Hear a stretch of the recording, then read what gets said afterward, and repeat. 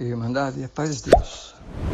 É o irmão Francisco. Esta madrugada eu levantei para orar e buscando o Senhor interferindo pela nossa casa, família e por toda a Irmandade, da qual o Senhor nos deu a responsabilidade de conduzir da melhor maneira possível que nós podemos. Às vezes sofrendo nós, para tentar pelo menos evitar o sofrimento da Irmandade. Ainda que reconhecemos que nós não somos capazes de tudo isso, mas estamos na submissão daquele que tudo pode. E eu orando de madrugada, o Senhor me trouxe para que eu fizesse esse áudio para a Irmandade e contar uma obra para nós refletir. Muitos já ouviram eu contar essa obra em algumas igrejas, mas hoje o Senhor trouxe para mim de madrugada, para passar para todos vocês. Em 91, eu passei uma prova material e espiritual muito difícil. Perdemos tudo que nós tínhamos e o sentimento de fracasso, de perda, foi muito forte. E eu não conseguia assim, absorver aquilo que eu estava passando. E principalmente na época, a gente assumia a posição de diácono mais velho da região, e tinha um compromisso muito pesado na obra aqui, no estado do Maranhão.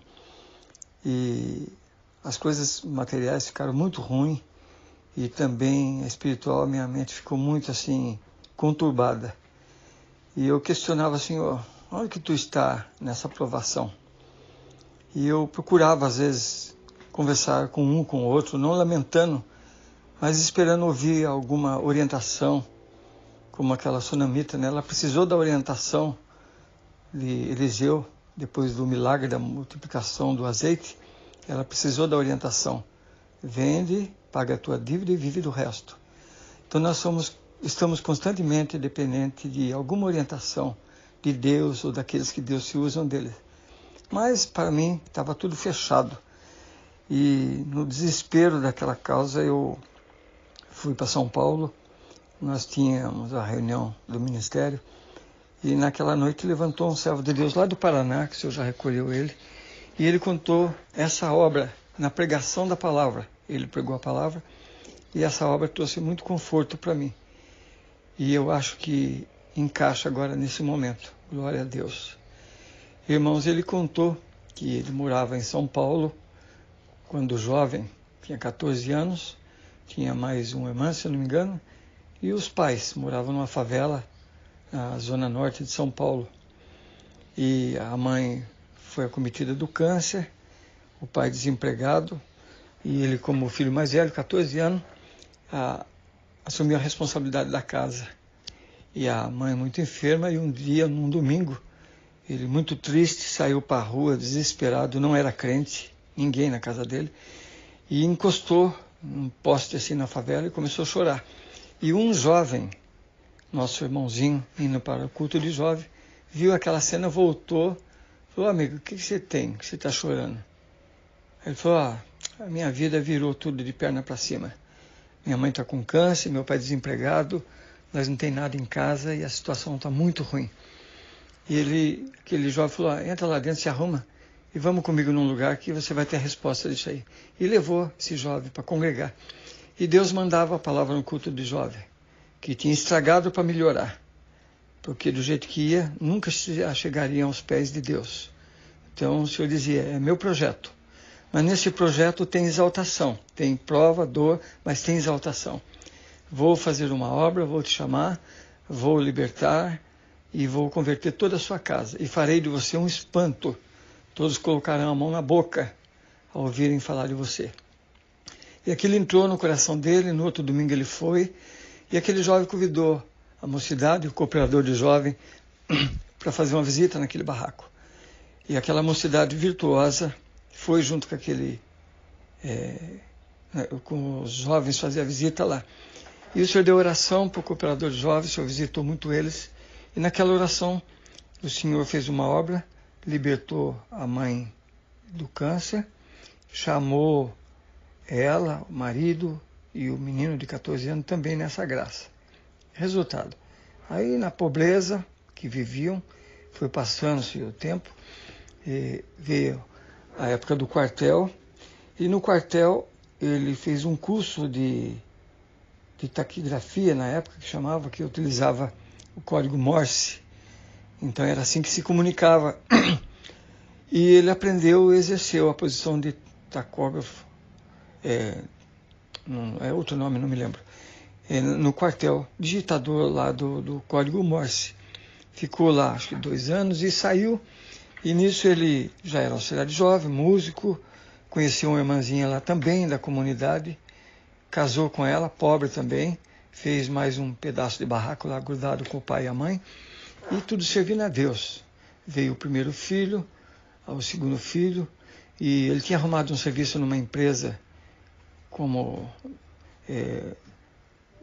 pessoas da comunicação da época do código Morse, e essa firma veio a fechar e veio o desemprego. A esposa grávida já do segundo filho, e não tinha nada em casa. E a situação muito difícil. E eu ouvi nessa obra o servo de Deus contando. E ele dizia que uma manhã ele acordou, a esposa chorando, e dizia para ele: amor, agora piorou. Porque além de não ter nada em casa, a criança chorando, quer mamar, e secou o meu leite. Aquele irmão desesperado orou e falou: amor, eu vou sair e eu só volto quando eu tiver algum dinheiro para comprar as coisas para casa. E Deus fechou as portas, não encontrou um quintal para carpir, nada para fazer. E no desespero daquela situação, ele caminhando, saiu da Zona Norte, foi caminhando, ele foi parar lá na Praça da Sé. E pensou em pedir um dinheiro emprestado do diácono, que tinha uma loja ali na 25 de março, mas não teve coragem. E eram 3 horas da tarde, ele com fome, em jejum, e estava sentado no banco da praça e dizia: Senhor, e a palavra que tu mandou na minha mocidade, que tu faria de mim um espanto, que todos colocariam a mão na boca de ver a obra. É essa obra, Senhor, que tu vai fazer com nós, matar nós de fome nessa situação. E o inimigo aproveitava e dizia: onde está o cumprimento da palavra? Santo é o Senhor.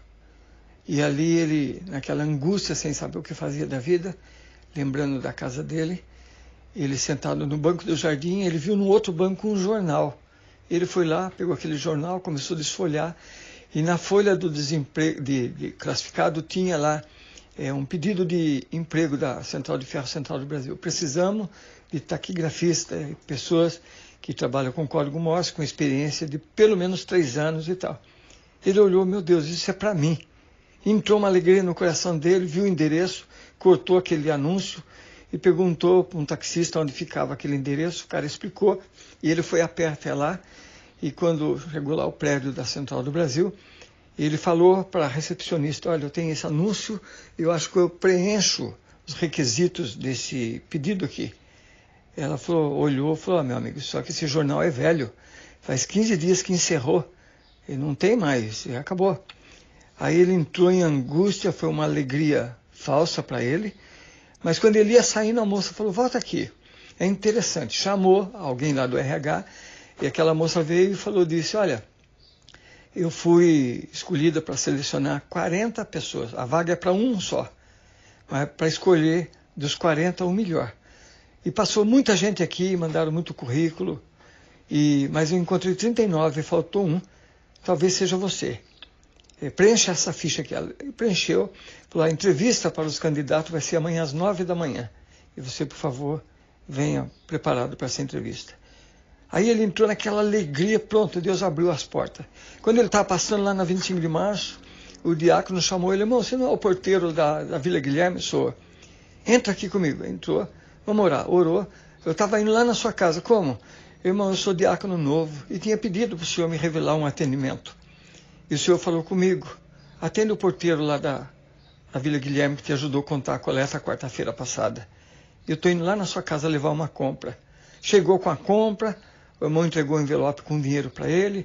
Glória a Deus, aquela alegria, felicidade pura, já glorificando a Deus e esperando por amanhã. De manhã cedo pegou o ônibus e foi lá para a Avenida Paulista. Aí foi lá no escritório e resultado, estava lá as pessoas, juntou as 40 pessoas, todos lá, e veio uma pessoa estava marcada a entrevista para as 9 da manhã e falou, olha, o entrevistador está um pouco atrasado, vocês ficam à vontade. Tem aqui, tinha um carrinho, tinha café, tinha chá, suco, bolacha, tem tudo aqui para vocês. Tem revista, tem jornal, vocês ficam à vontade que já que ele chega. E nisso foi ligado um rádio, um som, saía no alto-falante, até meio perturbante. E ele sentado ali, o Senhor falou com ele, 3 Eclesiastes, tempo de falar e tempo de calar. Eu quero o seu silêncio. Não fale uma palavra com ninguém. E ele ficou quietinho ali, com a pastinha debaixo do braço. E as pessoas falavam de política, de futebol, de mulher, piadas, tudo que é assunto. E ele quieto. Alguém falou, e você, tem experiência? Ele só chacoalhou a cabeça que sim, não falou uma palavra. E resultado, 10h30 da manhã, vieram complementar aquele carrinho com as coisas que tinha para comer. O homem ainda está atrasado. E ele quieto. E puseram o apelido dele de Mudinho, porque ele não falava. Como será que o Mudinho vai responder às perguntas? E riam. Aí, resultado, 12h30, trocaram de novo lá. E alguém nervoso falou, cadê o responsável que vai entrevistar nós? Desde as 9 da manhã. E foi nascendo uma contenda no meio daquela bagunça, e o irmão quieto. Aí já foram embora uma meia dúzia, 1h da tarde foi mais meia dúzia. Para resumir, irmãos, eram 3 horas da tarde, eles estavam em 14 pessoas, e ele quieto. Isso já 3 horas da tarde. E alguém disse assim, eu vou ficar nem que seja por último aqui, não quero mais trabalhar nessa empresa, não tem responsabilidade e tal. E no meio daquela bagunça, as pessoas revoltadas, outros rindo, e o irmão no silêncio, no meio daquele som apareceu uma mensagem em código Morse. Os antigos sabem o que é isso. Eram sinais que faziam um bip, bip, bip, bip, bip, assim. E o bip longo, mais um curto, significava uma frase e tal. E naquela mensagem dizia assim, quem estiver ouvindo e entendendo essa mensagem, subir para o 6º andar, sala 608. Ele pegou a pastinha e saiu e falaram, -1, o Mudinho está indo embora. Só que em vez de ele ir embora, ele subiu. Bateu naquela porta, a pessoa pode entrar. Tinha um senhor sentado numa mesa lá, falou, pois não, eu sou uma das pessoas que estavam lá embaixo, e saiu uma mensagem no meio do som, que quem estivesse entendendo, ouvindo e entendendo aquela mensagem era para vir aqui. E eu entendi, pode sentar aí. Aí ele sentou, ele pegou o telefone, ligou lá para baixo, pode dispensar os que estão aí, que eu já encontrei o candidato. Glória a Deus. Ali, irmãos, foi entrevistado, entrou para trabalhar na Estrada de Ferro Central do Brasil, o senhor fez uma grande obra com ele, se formou engenheiro de telecomunicações, criou seus filhos dentro da graça, naquela época ele já velho, já fazia muitos anos que tinha acontecido isso, o senhor tinha levantado ele depois como cooperador jovem, cooperador, e na época que nos contou isso em 91, já era ancião. Falou, irmão, conheci 18 países do mundo. Meus filhos se formaram, um engenheiro, outro médico, a menina advogada. E eu estou dizendo aqui, tempo de calar é tempo de calar. Para de falar da sua prova que eu vou aparecer na sua vida. Porque você não está entendendo a mensagem. Toda aprovação tem uma mensagem. E às vezes não alcançamos a obra porque não interpretamos a mensagem. Ali, irmãos, aquilo nasceu uma confiança em mim, criei, e o Senhor me tirou daquela aflição e tomou as providências. E o Senhor me trouxe essa parte. Nós estamos vivendo, irmãos, dias muito difíceis. Estamos numa sala fechada, santo é o Senhor. E ouvimos de tudo quanto é coisas, ou pela mídia, ou pelo telefone, ou pelos meios de comunicação. E o Senhor me trouxe agora, irmãos, para nós entender que tem uma mensagem de Deus em toda essa aprovação no mundo. Nunca, nem no episódio da Segunda Guerra Mundial, o mundo parou da maneira que está parado, encurvado diante de um inimigo silencioso, e está aí pondo todo mundo na mesma situação. E o Senhor me trouxe isso, irmão, para nós nos calarmos, falar das coisas boas, lembrar das palavras, das promessas, das obras, e crer que Deus está no comando de tudo isso daí. E se nós entender a mensagem, de repente ela vai falar no fundo do nosso coração. Servo, entra na comunhão. Vem que eu quero entrevistar você. Santo é o Senhor. E temos certeza, irmãos, que vamos ser escolhidos. Se nós entender e passar esse momento, irmãos, de tanta disseminação de coisas ruins, né, que traz tanto pânico para a humanidade. Esse é o propósito do diabo. Mas, irmãos, aquele que confia no Senhor, a igreja fechou, mas o céu não. Está aberto para nós. Vamos bater na porta 608, como aquele irmão bateu, estava lá o entrevistador. Hoje, a porta 608 é a graça, o entrevistador é Jesus Cristo. Fala com ele a gente pode falar. Mas, irmão, vamos tomar cuidado com aquilo que a gente ouve, com aquilo que a gente divulga, para que não venha a ser o caso de nós fazer parte daqueles que disseminam o pânico. E a palavra diz assim: bem-aventurados os pés dos que anunciam as boas obras. Irmãos, e como está escrito lá em 1 Pedro, versículo 9 e 10, diz assim: mas vós sois a geração eleitas, o sacerdócio real, a nação santa, o povo adquirido, para que anunciais as virtudes daquele que nos chamou das trevas para a sua maravilhosa luz.